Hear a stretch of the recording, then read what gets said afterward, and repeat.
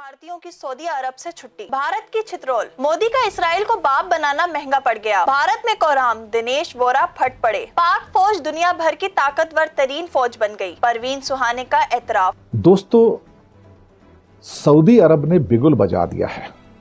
America और Europe में तो हम भारतीयों के लिए खतरे की घंटियां बज चुकी हैं कि go out Indians, get out Indians, get lost Indians, ये सारी चीजें कई देशों से निकल कर आ रही हैं। अभी तक आसरा था कि ऐसी आवाज गल्फ कंट्री से नहीं उठी, लेकिन उसका पहला संकेत आ गया। बड़ा संकेत है, पढ़ सको तो पढ़ो। गल्फ से संकेत क्यों आया? सोचने वाली बात है। क्यों आया? विचार करने की बात है।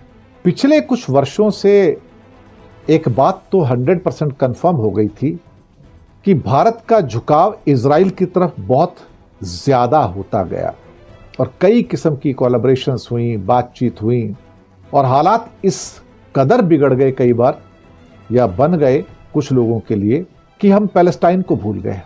हम सिर्फ नाम के लिए कहते रहे कि हम 2 नेशन थ्योरी में विश्वास रखते हैं, लेकिन हमने कभी भी इजराइल को गजा के अंदर अत्याचार के लिए, जेनोसाइड के लिए, नरसंहार के लिए हमने उसकी आलोचना नहीं की। हमने एक बार भी हमने आलोचना नहीं की कि जो इजराइल कर रहा है वो गलत कर रहा है। हम बस इतना कहते थे कि इजराइल में मानवीय संकट है, वो हल होना चाहिए, लेकिन ये नहीं कहा कि इसके लिए इजराइल जिम्मेदार है। ये ठीक है कि पिछले कुछ समय में हमारा गल्फ के साथ ट्रेड बढ़ गया थोड़ा सा, लेकिन ट्रेड के साथ शक भी बढ़ गया कि क्या इंडिया के साथ भरोसा किया जा सकता है।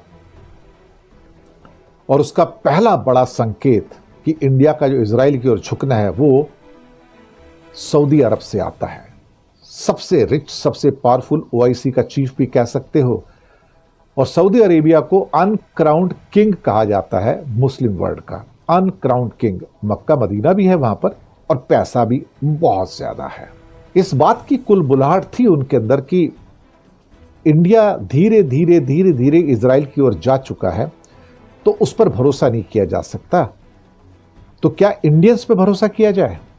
26 लाख इंडियन, हिंदुस्तानी सऊदी अरब में काम करते हैं।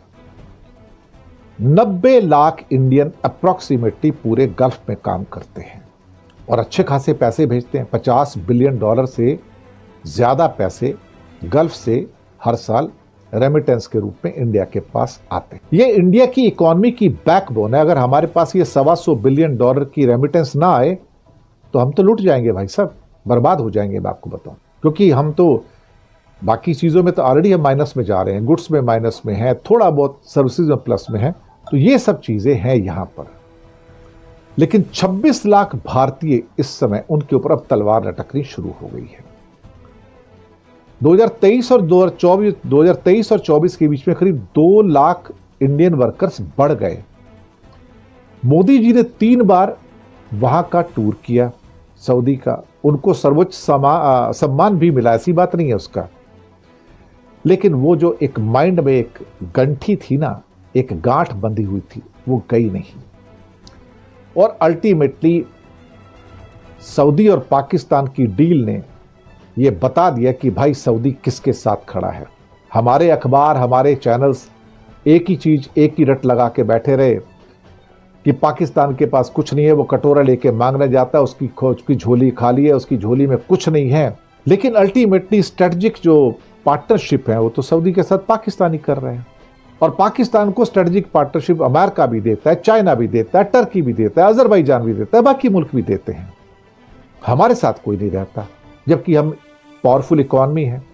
तो उसकी गरीबी, उसकी गुर्बत पाकिस्तान की, लेकिन डिप्लोमेटिकली उसको बहुत सपोर्ट मिल रहे हैं। मोदी के गलत फैसलों ने भारत को तबाही के दहाने पर पहुंचा दिया है। इसराइल के पीछे दौड़ने वाले मोदी ने न सिर्फ सिफारती सतह पर मुल्क को तनहा कर दिया, बल्कि करोड़ों भारतीयों का मुस्तकबिल भी खतरे में डाल दिया। आज भारत में कोहराम है और मोदी सरकार कटघरे में खड़ी है। Now this was a very important event, which is why Pakistan Prime Minister and Pakistan Army Chief, they both were there for the signing of this agreement in Riyadh. Now, this agreement is precisely what it says it is. And what it says in a nutshell is this, that aggression on one will be considered aggression on both. There should be no ambiguity at all into what this agreement is about. As I said, it is what it is. But the issue is about interpreting this agreement. And this is where I believe the Indian analysts, the Indian media, and plenty of foreign analysts, they have got it all wrong. And this is precisely what I want to talk about in my video, the interpretation of this agreement.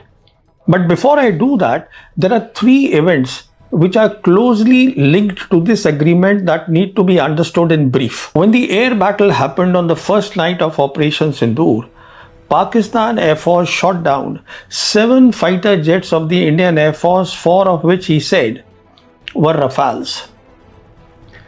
Now, to substantiate his point, he gave evidence also. At the press conference, he gave the tail numbers of the airframes of the 4 Rafales, which Pakistan said it has shot down of the Indian Air Force.